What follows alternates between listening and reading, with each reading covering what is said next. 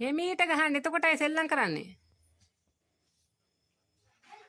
හිමීට කකුලෙන් මේව කරන්න. ඔය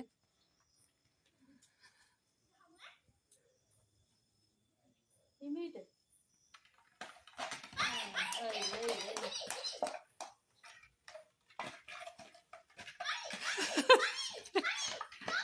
අයි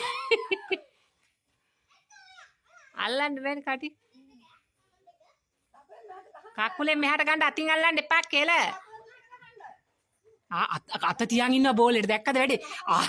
අත් දෙකකින් අල්ලගෙන බෝලේ. අම්මා මේ